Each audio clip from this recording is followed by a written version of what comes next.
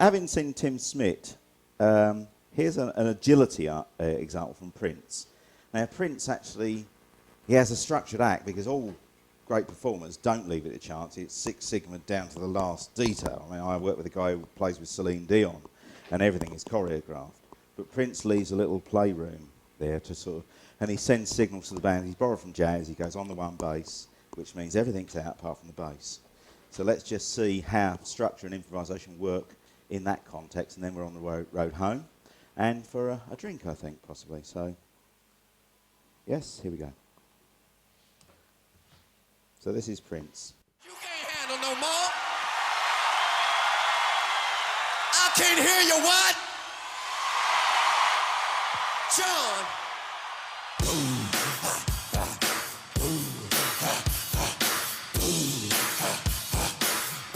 On the one, Rhonda.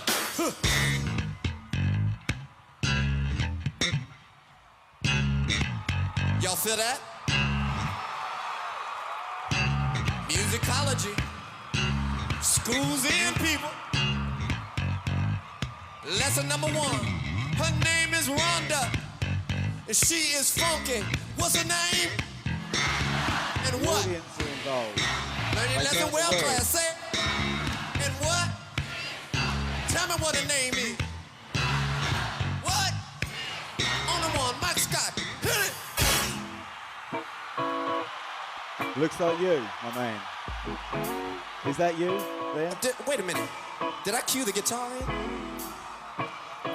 Come here, baby. Come on now. Look at this. Specimen number 2. Don't get too close. It might rub off. I don't know. He looked like a pimp to me.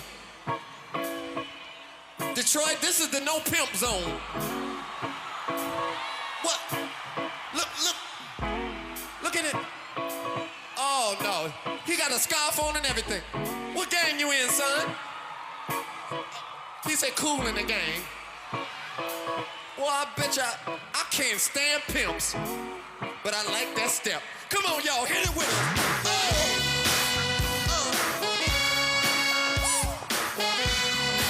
Six hands. Come here, man. Fill it in. There we go, Prince. So my friend who plays with Celine Dion, Anastasia and people like that, he points out that Prince takes many more risks than Celine Dion, because he said he cued the guitarist just slightly too late. This is a point that will go straight over the heads of some of you. He said Mike Scott wasn't straight in because he didn't know, whereas when Celine Dion does a run round the band, they all know it's number 1, number 2, number 3, number 4. It's always the same run, whereas Prince will just go, you. So that's actually, that's quite dangerous for a star, really, if you think about it, because people expect choreographed stuff, don't they, now?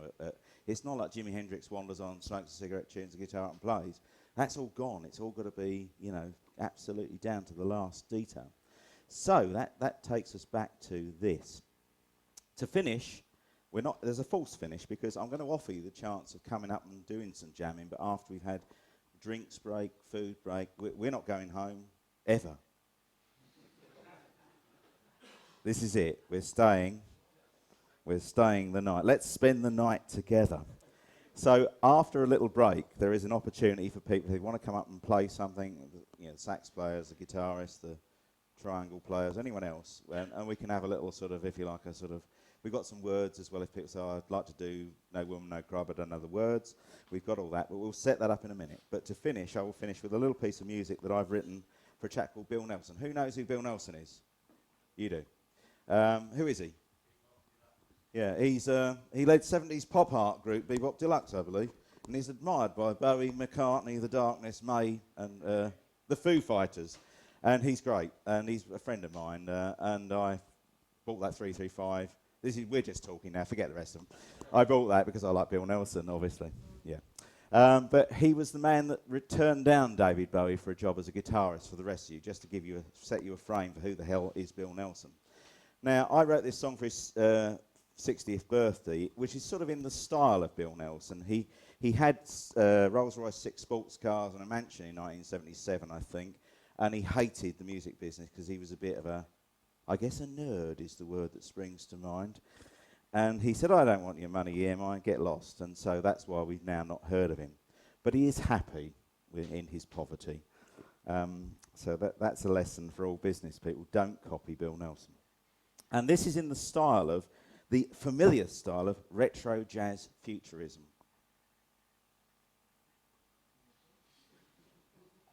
Which is what Bill Nelson does. He does sort of, it's like the Shadows meet Depeche Mode in a park after dark, so to speak. So this is a piece of futurism, and then we've got maybe a question during discussions or what have you. You can take it during the round, or we can come back a bit later for any questions.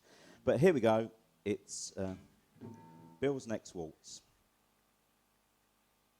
And there's some graphics which Bill has, in his own inimitable style, there's a bit of a graphical trip of Bill's mind whilst we do this.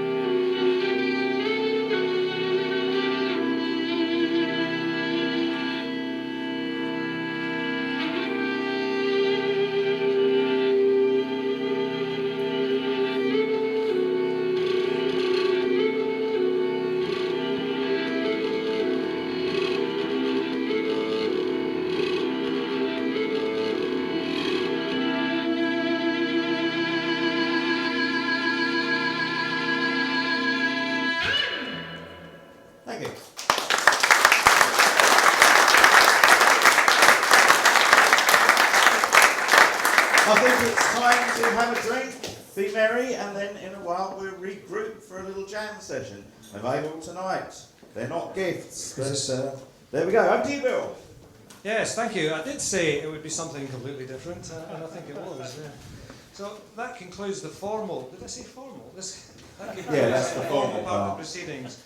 And it only remains for me to thank you all for coming, to wish you a safe journey home, and for us to applaud the speakers in the usual way.